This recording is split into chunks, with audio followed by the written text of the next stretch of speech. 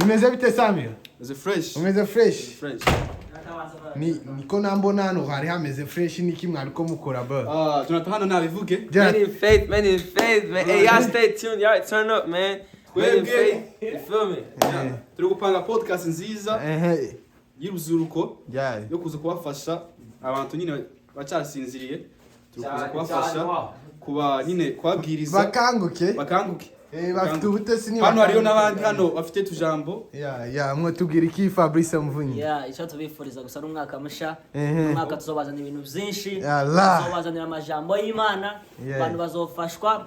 Tuzonakomeza cyane dukora n'ibitaramo. Shaka niki wowe tubwira bro? Nababwira gusa ngo mwitegure. Bitegura ibitangaza. Mwitegure.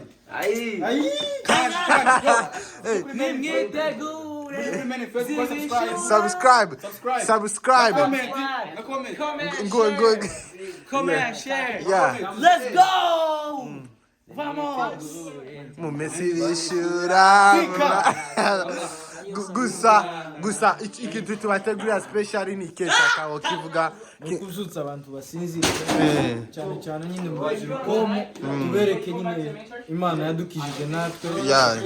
Imana yaravuze ngo Yesu yaravuze ngo yitaye ku cyaha wakoze nimba umwicanyi nimba wiba cyose ni kimwe.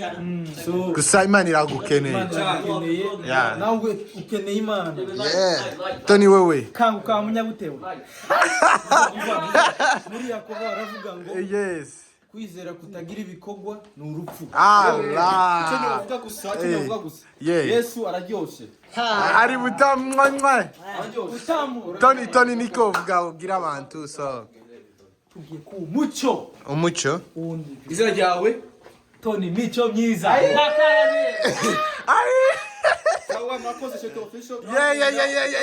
Gusa kuri comment. By sharing.